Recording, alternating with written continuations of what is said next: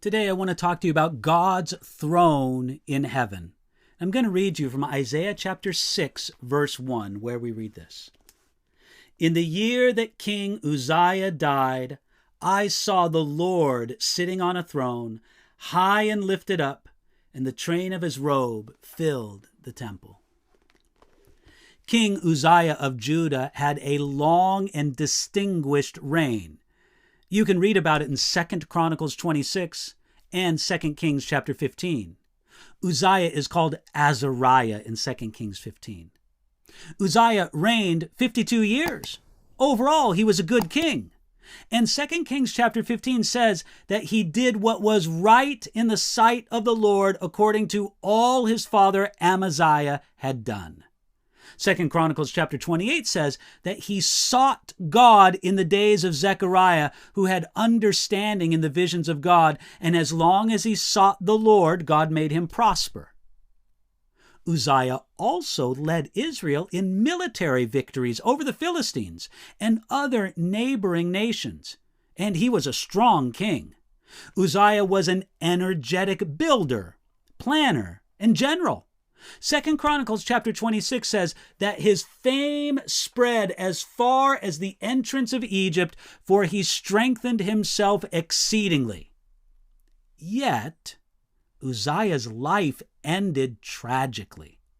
2 Chronicles chapter 26 verse 16 says, "But when he was strong, his heart was lifted up to his destruction, for he transgressed against the Lord his God by entering the temple of the Lord to burn incense on the altar of incense."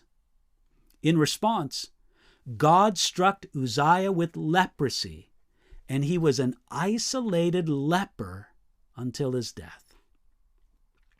Isaiah had great reason to be discouraged and disillusioned at the death of King Uzziah, because a great king had passed away, and because his life ended tragically. Now, where was the Lord in all of this tragedy? Isaiah answered powerfully, "I saw the Lord sitting on a throne." God was still enthroned in heaven and was in charge of all creation as sovereign ruler of the universe. This is a central fact of heaven, that there is an occupied throne in heaven. Almost everyone in the Bible who had a vision of heaven, was taken to heaven, or wrote about heaven, spoke of God's throne. This was true of the prophet Micaiah in 1 Kings 22, of Job in Job 26, of David in Psalm 9 and Psalm 11, of the sons of Korah. They mentioned God's throne in Psalm 45, as did Ethan the Ezrite in Psalm 89, Jeremiah in Lamentations 5. Ezekiel had a great vision of God's throne in Ezekiel chapter 1 and chapter 10, and so did Daniel in Daniel chapter 7.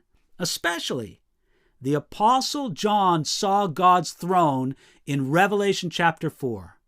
The book of Revelation may very well be called the book of God's throne, because God's throne is specifically mentioned more than 35 times in the book of Revelation.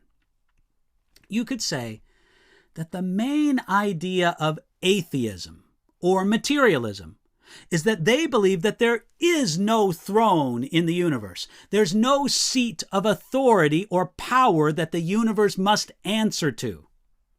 And the main idea of humanism is that there is a throne, but man himself sits upon that throne. But the Bible makes it clear that there is a throne in heaven, and no fallen man sits on that throne, but the Lord God is enthroned in heaven. I want you to take comfort today.